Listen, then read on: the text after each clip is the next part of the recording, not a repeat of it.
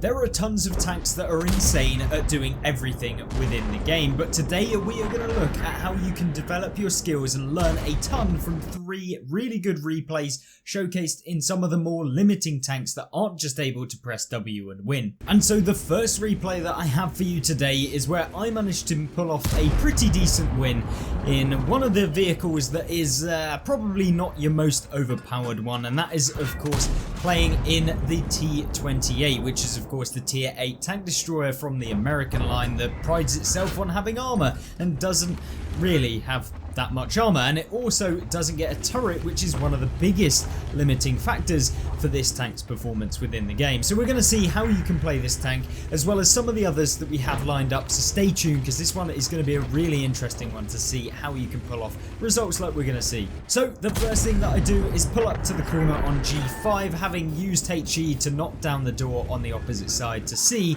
if we may be able to actually get some shots on heavies that are usually crossing in that area. And of course not able to do that, but we do pick up a shot on the TS-54, which was a nice one, and of course then over angling our tank so that we only give the frontal tracks of this vehicle, which are not a weak point, and in fact you can't be penned through the tracks on this vehicle. So if you can use that to your advantage as you're pulling around a corner, yes, you may get tracked, but if you're using the repair skills and the equipment to be able to get those tracks back up as quickly as possible, you can avoid taking a ton of damage. And here you go, we try and get a shot onto the 56TP, which is a Polish tank, and if you're interested in seeing some of the best Polish tanks, then I highly recommend you check out the previous video that we've done. But with that out of the way, how can we perform in this game in a tank where, you know, you don't have that much of an impact usually when you play a non-turreted tank, unless of course you're playing in something like the E3. So what do we do from that position? Well, we can't keep poking into medium tanks who are probably going to be pre-aiming.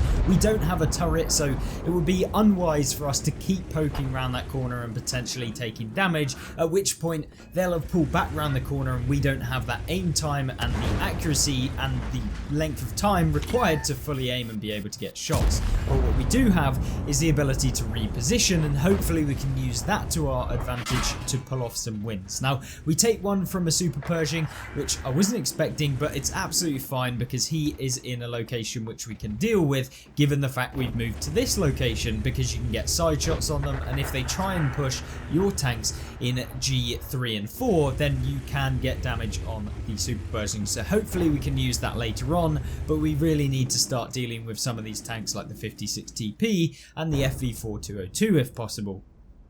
And oh look, the 56TP forgot completely about us, and we of course making sure to pre-aim at that point. And there you go, a nice little attempt to block the damage there by using that over angling like we always try and do when you're playing in this vehicle, and it allows you to bounce a hell of a lot more rounds than if you just sit there looking directly at your opponent. And wiggling in a tank like this can really pull off a lot more bounces rather than just sitting still.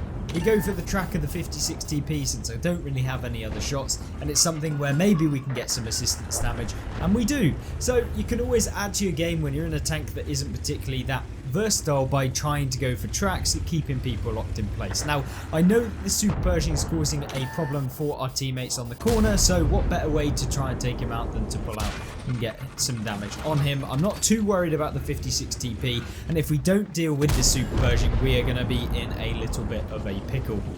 But now we have the problem of the FV4202 trying to get us from the side. Now I'm happy to take a shot from here. I know that I was most likely going to do it because we need to turn for the TS. And then we go for the flick onto the turret where you get the flat plate of the TS-54, which is on the right and left of the turret, which are an easy pen if you can hit them. And obviously we managed to do that right there. Now at this point in the game, my thought process is we need to start trying to help out the VK on our team, as well as try and get rid of some of these tanks that are going to be trying to flank, like the FV4202.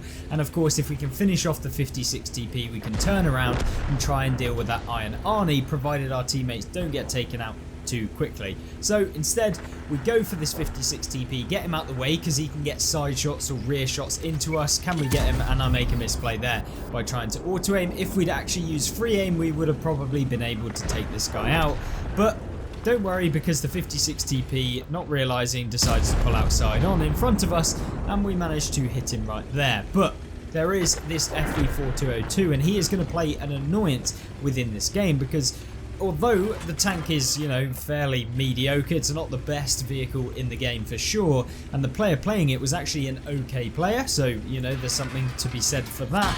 We try and go for this FV. I couldn't really get an easy shot. We could have gone for the lower plate potentially, but unfortunately not able to do that. But we do go for that lower plate in the second shot, as he's no longer able to just pull back around and avoid our shell entirely. He doesn't manage to pen us very easily, and the only damage we really take is the Lorraine there. So it's not too bad. We got a decent amount of hit points, and with a J Panther on our team, we got an E25, and we've got another medium tank in the form of a, I believe it's a T-43, which is the tier 7 or a Soviet vehicle. Hopefully we can win this game. Unfortunately, Borsig finishes us off our J Panther 2, which is not good, and considering how much HP is left on the enemy team, it could go curtains. So at this point we really need to find out where this FV is gone and hopefully deal with him, because it could pose quite a big problem, and I'm unsure where this Borsig is. So what we do is we try and pull back, put this rubble pile in between us and the Borsig. Luckily he's not able to hit us, but we do have this FV4202, which I'm a bit worried about. And with the Borsig now starting to move over, I'm just a bit worried where he's going to try and poke. And we can't take many more shells in this game. And when you're in a non-turreted tank like this, the key thing to do is to try and single out opponents one-on-one and not get too close where they're able to then deal damage. Now in hindsight, what we may have been able to do here is go to this location and try and get a shot on the FV4202, who is going to be trying to escape. Now I fully expect him to be escaping out of here and then going somewhere else, maybe pushing over here or maybe coming from behind, which is absolutely not a bad play from him. But hopefully what we can do is get some free shots of damage into this Borsig, who is now looking like he's going to poke us. And we load a HE round here, a lovely one indeed, 566 damage, utilising those extra rounds to deal that.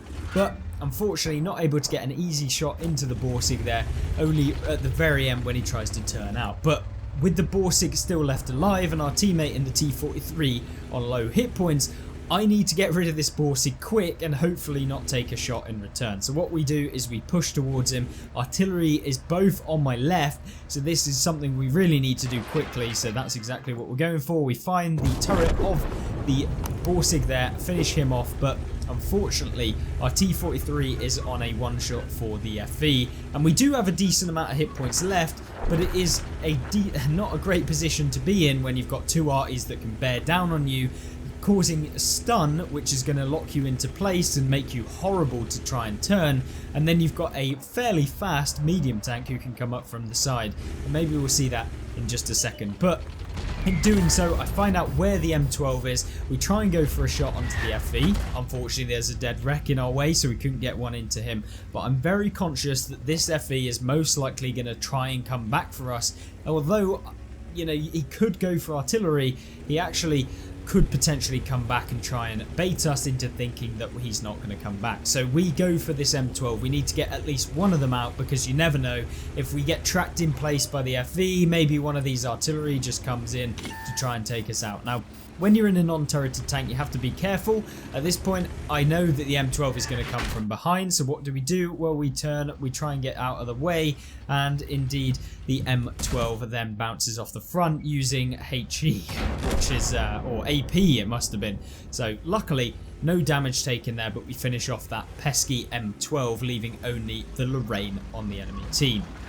But it's not all too well at this point, because we still have this FV who could come from anywhere, and we really need to be sure of what we're going to do. So rather than sitting back and allowing him to come from anywhere, what we do is we push up to this ridge. I'm expecting him to either come from this location, or this location here.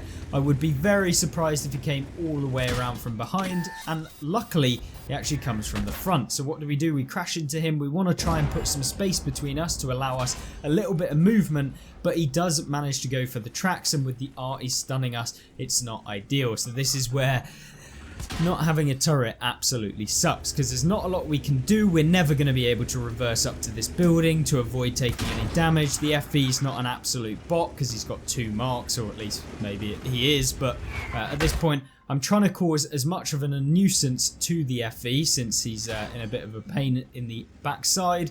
And there you go, our saviour in the piggies come into play and managed to pick up 4.6k damage so far in this game, and we managed to do somewhat of a decent play at the end. Maybe there are a few adjustments that I would have made. Maybe it would have been best to just try and charge down the FV, but you're unsure of whether the RE is going to catch you out and cause you to lose all your hit points, as you know they very much do.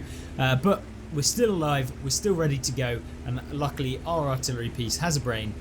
So what I do is I ping to where the enemy RE is, and I'm pinging to my teammate, can you pre-aim where this artillery is going to be, just in case he manages to YOLO down on me, finish me off or something like that. So rather than going straight across the open field, I come over to this corner. It's going to give me a little bit more of a surprise factor when the artillery does decide to do whatever he does, and then instead of coming down next to me, he actually tries to YOLO straight ahead, and we managed to finish him off there to win the game with 4,900 damage, which isn't a bad result in the T28. Picking up a mastery badge as well, and a decent amount of credits, considering we're playing a non-premium. Now this next replay features a much faster, more nimble version of the T28, and probably has more effective armor, to be honest with you. And that is of course the SU-101, where you see him playing on Mannerheim line and hopefully able to deal a ton of damage, which is why I wanted to show it to you guys, because yes, this tank is somewhat more difficult to play when it comes to if you were to pick some of the turreted tank destroyers like you'd see, but the main feature of this one is that it gets 440 alpha, and that allows you to really dish out a ton of damage, especially when you come up against things like a Chrysler K, and allows you to use those premium rounds and standard rounds quite easily to pick up big and large amounts of damage. So hopefully we'll showcase how you can do that as well. So first things first, pushing down to this corner allows you to really start dealing with some of the enemy tanks who are pushed way too aggressively at the beginning of the game. They're starting to expose themselves. It's not looking good though, because the team is starting to run away. They're trying to avoid the damage, but target prioritization when you're playing in a non-turreted tank is one of the biggest things that you can do, because if you're letting multiple tanks alive, then what can happen is you end up getting stumped from all kinds of directions, and that really becomes a massive problem. Now the BZ obviously doing BZ things, just YOLOing in, being an absolute rat, and you're seeing him feeling a little bit worse for wear with the SU now being pushed up the slope, allowing him to shoot down into the top of the turret. But don't worry, top of the turret still a nuisance, and yeah, he doesn't even manage to pen the SU-101, which is nice. And here you go, BZ realizing that he's royally messed this one up and exposes the side of his turret. Thank you very much, goodbye. And there you go, nice little 2,000 damage nearly within the first 2 or 3 minutes of this game. But with the VK1601P also out in the way, he needs to get rid of him because yeah, I mean, if you haven't already seen, the enemy team look pretty scary down over to the left. So with this VK being the primary nuisance at this point, hopefully he can deal with him and then start dealing with this corner mass of people.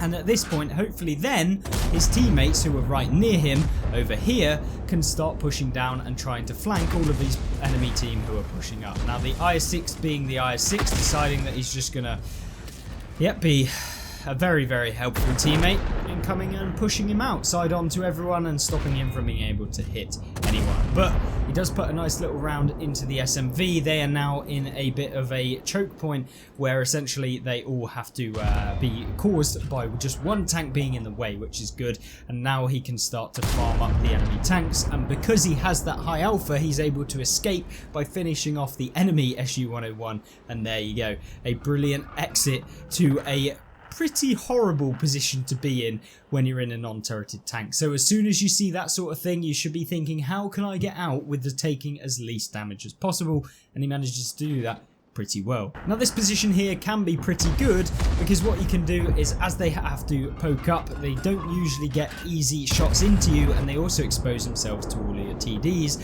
as they do so.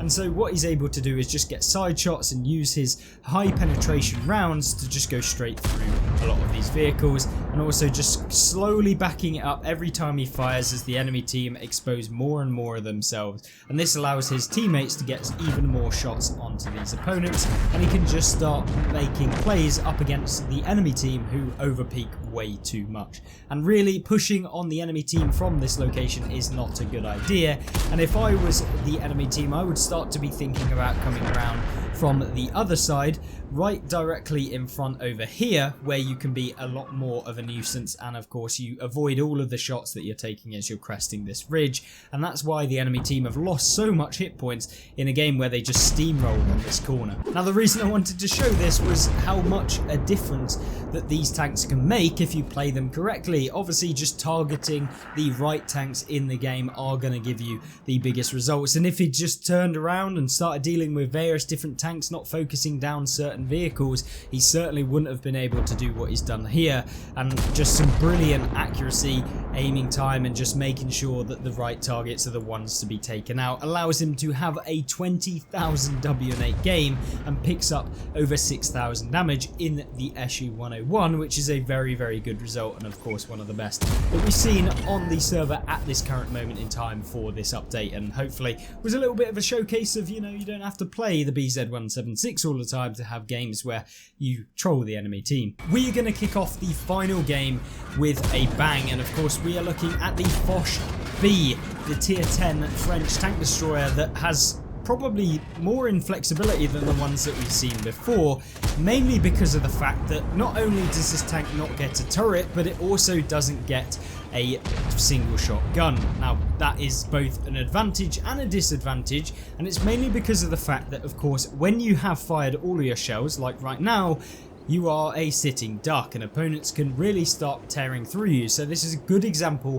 of how you can play this tank, so stay tuned because this is something else, and of course a brilliant game, expertly played to come away with the win here. Now the Foch waits to fully reload before peeking, which is of course what you want to be doing, and he finds himself a little E100 trying to go for that Trax, doesn't manage to hit it until the very last shot, and uh-oh, the 705 is now tracked out in the open, and yes, the 705 on the team pulls out at the most annoying point.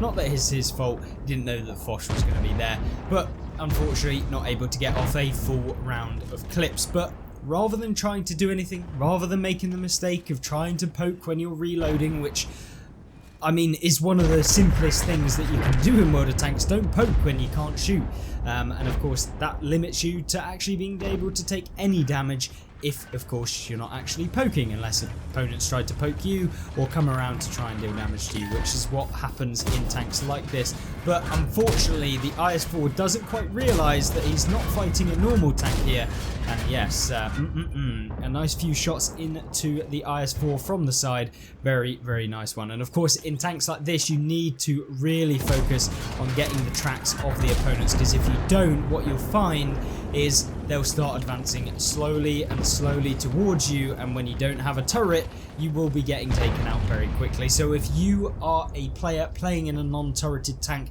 you really need to focus on tracking opponents and dealing damage at the same time, and sometimes it might even be worth not actually dealing the damage and actually going for the tracks, especially if you're in an autoloader, because it avoids them from being able to come around you, and then you can farm up the damage when they're double tracked. So this is something a lot of players always miss out on, and it's why they might end up getting taken out a lot quicker than they might hope with these sorts of vehicles. But having done the damage, he can quite easily poke this Type 5 Heavy here, who's on the corner. Obviously he hasn't seen the Foch B poke this area in a while, so he's looking the wrong way. He misses, which allows the Foch to just basically take it all, and he does take a huge proportion of the Type 5 Heavy's health. And this is a really nice show of what this tank can do, and why, you know, sometimes you just have to do the very basics right to come away with the damage. Now what's happening here is the Type 5 is pushing the Foch, which is probably not the best idea considering he didn't do it instantly, and now he's going to be taking a few rounds of damage here as he finds himself up against the Foch. Now the Foch has to hit some of these shells, and he finds the lower plate, finishes him off for 85 damage. There you go, dealt with one of the more threat vehicles that could be in the game if he manages to find the side of the Foch, which of course is not particularly good. It is paper, and so yeah, getting him out the game is a nice addition. So having dealt with the Type 5, he just has the T30, the IS-4, the E75 and the E100 left on this flank only. But what he can do is what he's doing right now. He manages to find that little pixel, or the little area where he can get some shots as they cross between the buildings, and that is exactly what he's hoping for. Will the T30 make that mistake? Yes, he does. Uh-oh, it's all over.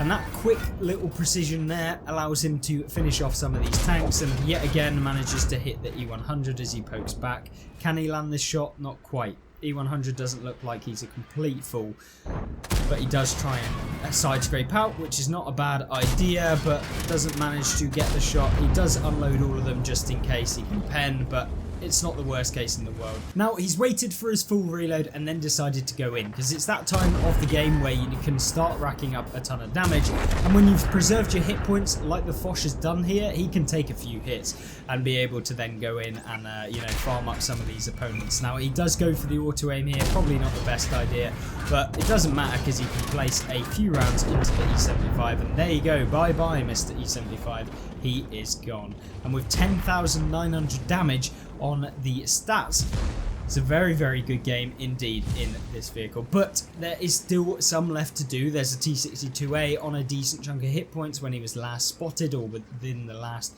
bit of view range, and there's also the Char Future on a similar amount. Now, we don't know if they actually are on that or if they're outside the yellow circle, which of course notes that, you know, they're outside of the signal range, which means they could be on a one shot. They might be on full, and hopefully they're on full because you can farm up even more damage. Now, the T62A and Char are the ones left. T62A, there you go, isn't on full. Surprise, surprise. And so what he does here, just pushes in and uses the speed of the Foch to get into position, and hopefully he can find out where this T62A is and get a side shot into him. T62's on the flat, and he bounces, of course he does. But still a Char left in the game, still done nearly 11,000 damage, and a really good example of just dealing with what is laid in front of you, not doing anything stupid, not trying to do anything too smart, and just getting the basics down, which is 90% of World of Tanks. And if you can do the basics better than 99% of people, I can assure you, you will not need the advanced tips. And often people focusing on the advanced before they've mastered a lot of those core tips of the game. Unfortunately not able to connect a ton of shells into the Char here, but still nearly 12,000 damage as he picks up 2 more shots on the Char there, and a ridiculous game in the Foch B, looking pretty easy, and it's because he doesn't overpeak, it's because he doesn't do any aggressive movements when he doesn't need to, and doesn't expose himself when he is reloading. But of course, hopefully this video has shown you how you can use some of the more flexible tanks and how some of these amazing players have been able to pick up as much damage as they've done, even if my gameplay didn't quite match up to the Foch or, of course, our other vehicles in today. Don't forget to check out these 2 videos on screen, which will show you how to play tanks more aggressively, as well as, of course, the Polish vehicles that include the 56 TP, the new mission marathon tank that came into World of Tanks recently. So hopefully you'll enjoy that, and I'll see you there. Goodbye.